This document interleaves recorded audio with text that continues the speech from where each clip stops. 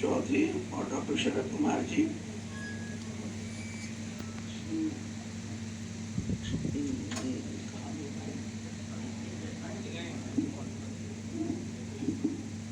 अच्छा, वो चले गए, जिनका मैं अगला नाम लेना चाह रही थी वो चले गए, डॉक्टर अनिल श्रीवास्तव जी। और मेरे बहुत ही अच्छे प्रिय कोलीग, जिनको मैंने डांटा भी, प्यार भी किया और बहुत ज़्यादा बच्चे की तरह भी प्यार किया, जिसमें भी वो शर्मा जाते थे, डॉक्टर साहू जी, आप सब, प्रमोद जी, मणिन्द्र जी, दयाल जी, गंगोली जी, अर्चना जी, आप सभी मेरे बहुत बच्चों जैसे छोटे सहयोगी कहूँ या निवर्तमान या वर्तमान नई पीढ़ी कहूँ, मुझे जो भी आप लोग संबोधन अच्छा लगे वो मान लीजिए। लेकिन पहली बात तो मैं ये कहना चाहती हूँ कि आज मैं बैठ के बोल रही हूँ, और आप ये ना सोचिएगा कि अब मैं खड़ी नहीं होंगी, मैं फिर खड़ी होंगी। मौके की बात है कि मैं मुझको इस समय बैठ के बोलना पड़ रहा है। मैंने अपना नी रिप्लेसमेंट कराया है और मुझे ये कहा गया था कि अभी आप घर से नहीं निकलेंगी, लेकिन कुछ बात ऐसी होती है कि मेहरमा हो के जब चाहो बुला लो मुझको, मेहरमा हो के जब चाहो बुला लो मुझको, मैं कोई गुजरा वक्त तो नहीं जो लौट के ना आ सकता।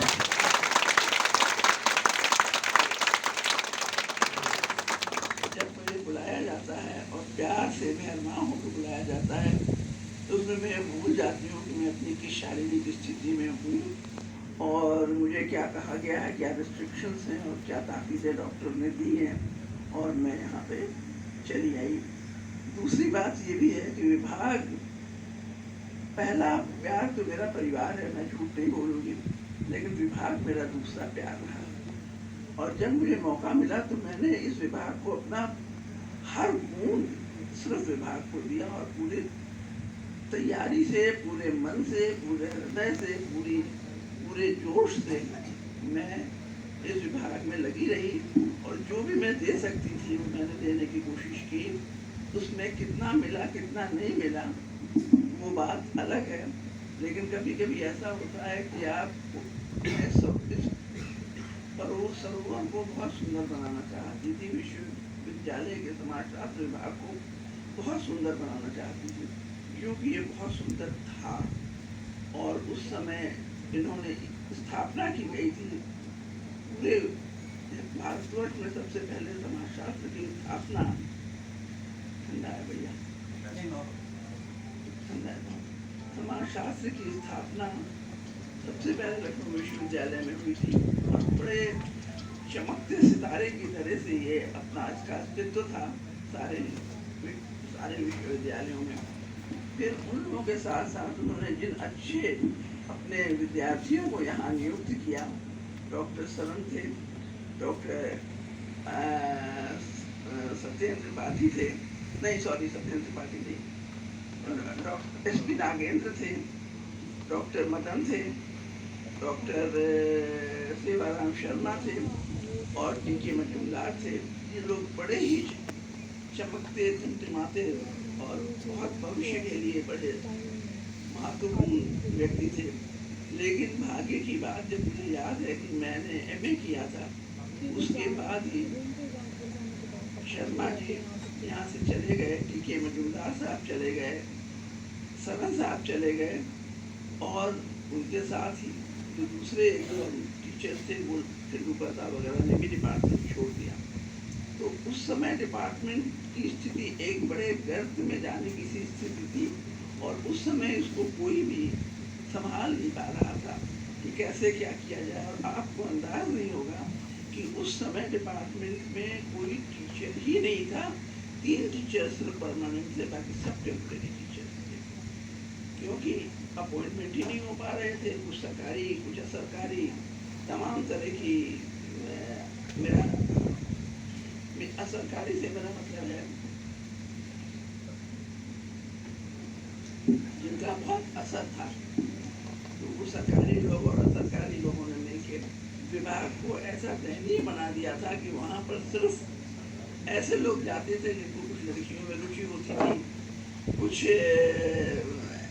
ऐसे ही अन्य अशैक्षिक कार्यक्रमों में जिनकी रुचि होती थी, और उनकी उनमें से अधिकांश जो थे, जिस दिन प्रॉक्टर की ड्यूटी होती थी उस दिन अधिकांश पकड़ जाते थे। कोई डीएवी कॉलेज से आता था, कोई लॉ फैकल्टी से आता था, लेकिन अब ये फैकल्टी और ये कॉलेजेस भी इतने अच्छे हो गए हैं कि इनमें जाना एक डिसिप्लिन की बात है और बड़ी मुश्किल से जाया जाता है। फिर जब मेरा अपॉइंटमेंट हुआ तो मुझे ऐसा लगा कि इस तरह के डिपार्टमेंट को मैं कैसे चलाऊंगी। खैर ईश्वर की कृपा से मुझे बहुत सारे अब जो पोस्ट खाली थी भरने का मौका मिल गया, और मैंने 5-6 अपॉइंटमेंट्स कर डाले।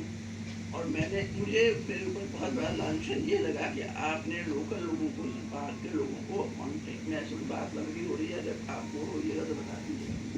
तो ये आपने जिन लोगों को अपॉइंट किया है, ये आपने सब बाहर के लोगों को अपॉइंट कर लिया और यहाँ के लोगों को अपॉइंट नहीं किया। लेकिन वास्तविकता ये थी कि आपके 5-7 वर्षों में जो विभाग की स्थिति हो गई थी उसमें अच्छे विद्यार्थी निकल ही नहीं रहे थे।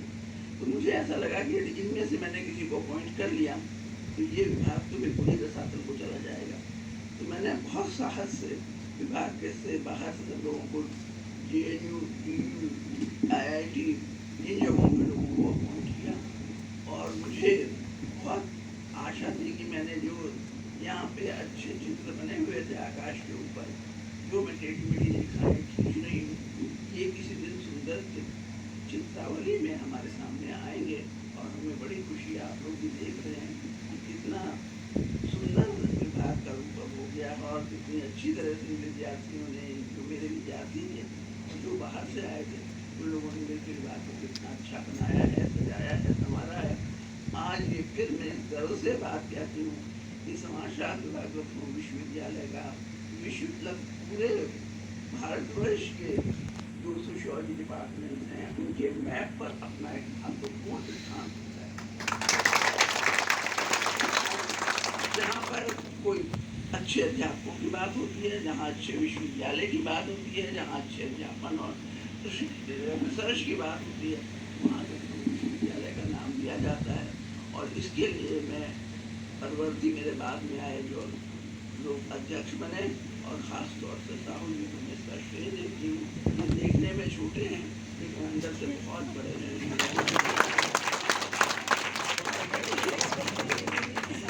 तो इसलिए मैं साहू जी को बहुत बहुत धन्यवाद देती हूँ, बहुत प्यार से आशीर्वाद देती हूँ। तो ये तो मेरे अपने उसकी बात हुई। जयपुर की एक बात भी मैं बताना चाहती हूँ। यहाँ पे सोहनलाल जी हैं। सोहनलाल जी, मैं जब जयपुर मैंने जाना शुरू किया उस समय सोहनलाल जी वहाँ नहीं थे, क्योंकि मैं इनसे किसी तो ये बात 90-91 की है। सबसे पहले मुझे रामानुजा साहब ने वहाँ बुलाया था, और जब मैं गई विभाग में तो वाइवा लेने के लिए वहाँ पे भी अच्छा सा प्रोजेक्ट रूम था जिसमें बैठ के वाइवा लिया जाता था। तो मैं उनको जानती नहीं हूँ, देखा भी कई बार, लेकिन फिर वो पता नहीं कहाँ हो गए। लेकिन जो कंपेयर कर रहे थे तो उन्होंने कंपेयर करके कहा मेरे लिए कि इसके दरो दीवार को पहचान लीजिए, इस अंजुमन में आपको मैडम आना है बार बार।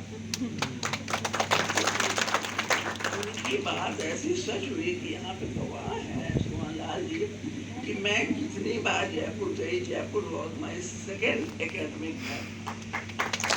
मुझे मतलब ऐसा होता है कि कोई साल बीत जाए और मैं दूसरी बार वहाँ ना जाऊँ। ऐसा भी हुआ कि एक बार मैंने 3 वाइवा ले। जब मैं वहाँ की सोशियोलॉजिकल कॉन्फ्रेंस में गई तो कुछ ऐसा प्रतिरोध जैसा था कि यहाँ पे ठहरने, वहाँ पे ठहरना। तो वाइस चांसलर साहब ने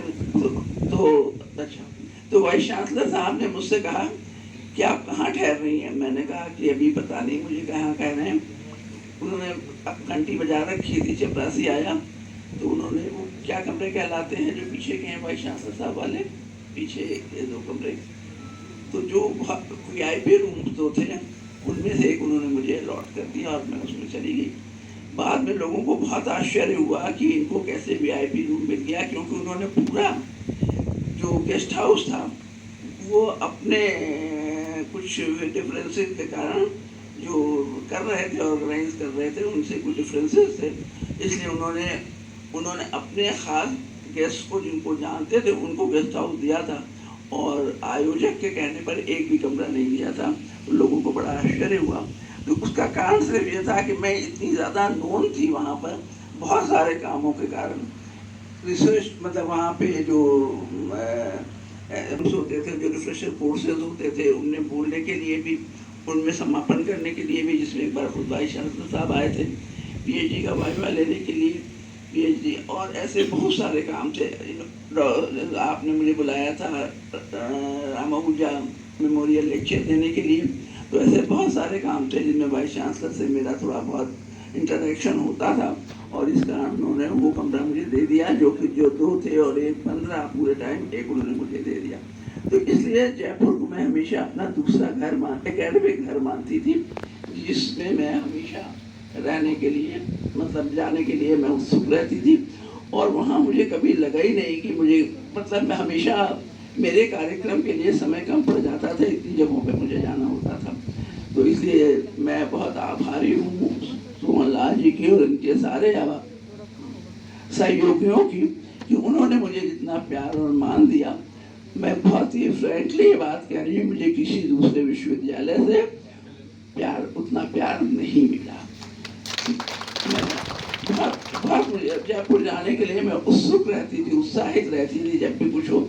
अभी भी कितने लोगों के फ़ोन आते हैं, मैडम बहुत दिनों से नहीं आई आप। मैंने कहा कोरोना आ गया, हम नहीं आए, हम कैसे आते, कोरोना के रहते 2 ही लोग आ सकते थे, या तो कोरोना या बाबस्ती। तो ये कुछ मतलब ऐसे मेरे व्यक्तिगत रूप से, हाँ एक बात, अभी मेरा नाम ने लिया था, उन्होंने मेरे अपने किसी संदर्भ में मेरा नाम लिया था। मैं सिर्फ इतना कहना चाहती हूँ कि जब मैंने उनसे कहा था कि आप इस अंग्रेजी में बोलेंगे तो बच्चे कैसे पढ़ेंगे, आज उन्होंने एक भाषण आपको दिया है, हिंदी अंग्रेजी में मिला हुआ, हिंदी भी थी उसमें, लेकिन इसके बेस्ट जज आप हैं कि मैंने उनसे गलत कहा था या सही कहा था, कितना मैंने उनकी बात को अगर कहा था कि बच्चे कितना समझेंगे, तो उसके बेस्ट जज आप हैं।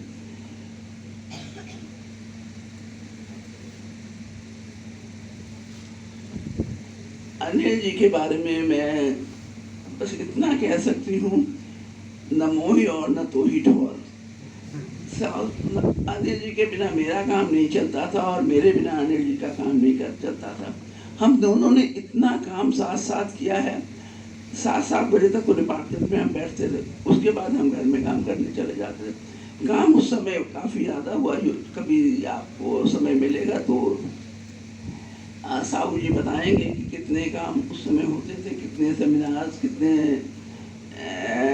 रिफ्रेशर कोर्सेज, कितने लेक्चर्स, कितने क्या डीपी मुखर्जी साहब की सेंटेनरी, सारा कुछ उस समय हुआ करता था। तो उसके लिए और साधन बहुत कम थे, पैसे भी बहुत कम थे, तो उसी में हम लोग मिलकर किसी तरह से काम करते थे। लेकिन ईश्वर की कृपा से हमको, मैं 12 साल हेड रही और उसमें से 10 साल डिपार्टमेंट स्पेशल असिस्टेंस प्रोग्राम पे अपडेटेड रहा।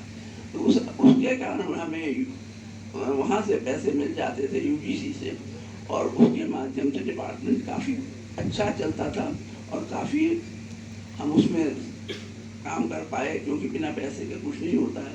ऑडिटोरियम का बनना, ऑडिटोरियम का सजना, कुर्सियाँ पढ़नी, क्लासरूम ठीक होना, टीचर्स के बैठने की व्यवस्था होना, ये सारे काम उसी काल में हुए। और उसके लिए मैं यूजीसी को और कुछ अन्य अधिकारियों को बहुत बहुत धन्यवाद देती हूँ। विभाग में मुझे देखिए 2 तरह का सहयोग होता है। एक सहयोग होता है जो आपके साथ लग के लोग करते हैं, और दूसरा सहयोग वो होता है जो आपके काम में लोग दोष निकालते हैं। तो निंदक नियत राखिए, जो निंदा करने वाले लोग हैं उनको हमेशा अपने पास रखिए, तो उससे आपको ये पता लगता रहेगा कि आपकी गलती क्या है, आप क्या सुधार सकते हैं। तो इसलिए, और तीसरा बात ये थी कि मुझे डिपार्टमेंट में संघर्ष बहुत करना पड़ा। तो संघर्ष भी मेरे पिताजी कहा करते थे कि चला जाता हूँ हंसता खेलता मौजे हवादिस से, अगर आसानियाँ होती तो जिंदगी दुश्वार हो जाती।